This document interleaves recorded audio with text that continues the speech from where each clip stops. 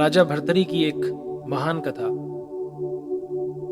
राजा भर्तरी पुराने समय में एक राजा थे जिन्होंने इस कथा के माध्यम से ये समझेंगे कि राजा भर्तरी का जीवन की वास्तविकता के प्रति क्या नजरिया था, किस प्रकार से वो जीवन की वास्तविकता को देखते थे। उससे हमें भी बहुत बड़ी सीख मिलती है। तो आइए शुरू करते हैं इस कथा को। पुराने जमाने में एक राजा जो भर्तरी थे, वे बहुत ही विद्वान कवि थे।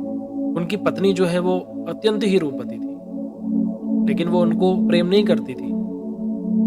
भर्तरी ने स्त्री के सौंदर्य और उसके बिना जीवन के सूनेपन पर 100 श्लोक लिखे, जो श्रृंगार शतकम के नाम से आज भी प्रसिद्ध है। उन्हीं के राज में एक ब्राह्मण भी रहते थे, जिसने अपनी निस्वार्थ पूजा से देवता को प्रसन्न कर लिया, और देवता ने प्रसन्न होकर के उन्हें एक फल प्रदान किया जिसको अमर फल कहा, और उनको ये वरदान दिया कि जो भी इस फल को खाएगा वह सदैव युवा रहेगा। ब्राह्मण ने सोचा कि भिक्षा मांगकर तो मुझे जीवन व्यतीत करना है, लंबे समय तक जीकर मैं क्या करूंगा, ये फल तो मैं राजा को दे देता हूँ। ब्राह्मण राजा के पास पहुंचा और उन्होंने राजा को ये फल भेंट किया कि महाराज, मैंने अपनी तपस्या से, अपने बल से और अपने पराक्रम से, किसी से नहीं पर देव भक्ति से मैंने ये देव फल प्राप्त किया है। इसका जो भी सेवन करेगा वह सदैव अमर रहेगा, सदैव युवा रहेगा।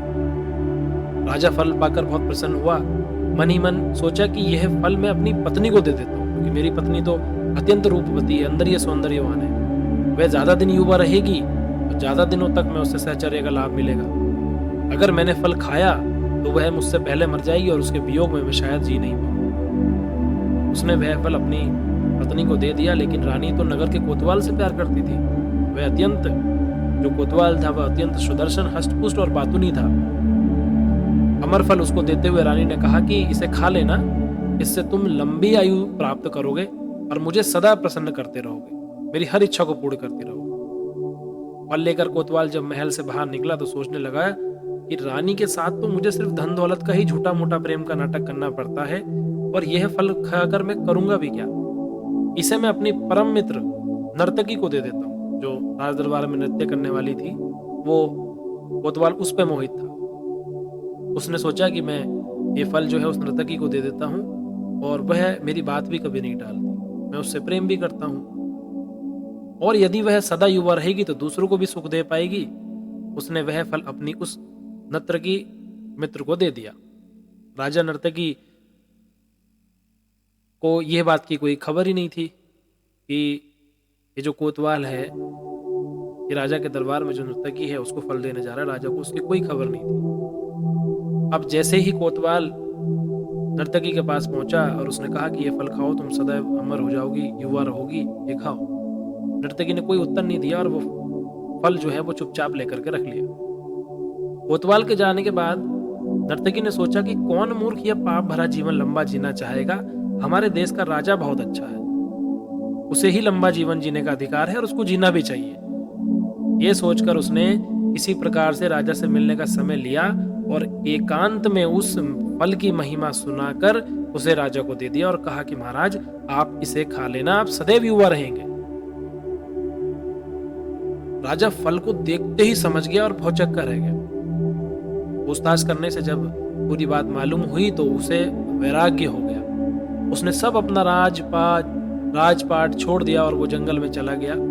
वहीं उसने वैराग्य पर 100 श्लोक लिखे, जो आज वैराग्य शतकम के नाम से प्रसिद्ध है। यही इस संसार की वास्तविकता है। एक व्यक्ति किसी अन्य से प्रेम करता है और चाहता है कि वह व्यक्ति भी उसे उतना ही प्रेम करे, परंतु विडंबना यह है कि वह दूसरा व्यक्ति किसी अन्य व्यक्ति से प्रेम करता है। इसका कारण यह है कि संसार व इसके सभी प्राणी अपूर्ण हैं। सब में कुछ ना कुछ कमी है। सिर्फ एक ईश्वर ही परिपूर्ण है, जो संपूर्ण है, पूर्ण है। एक वही है जो हर जीव से उतना ही प्रेम करता है जितना जीव उससे करता है। बस हमें सिर्फ ईश्वर से ही सच्चा प्रेम करना चाहिए। तो राजा भर्तरी को जो वैराग्य हुआ वो अपनी भार्या को, अपनी पत्नी को लेकर के हुआ, क्योंकि उन्होंने इस जीवन की वास्तविक सच्चाई को समझ लिया। तो आशा है मुझे कि आप सबको ये सब कथा पसंद आई होगी। अगर आपको ये पसंद आए और तो आप अपने जीवन में एक बार अपने जीवन की वास्तविकता पर ज़रूर ध्यान दें।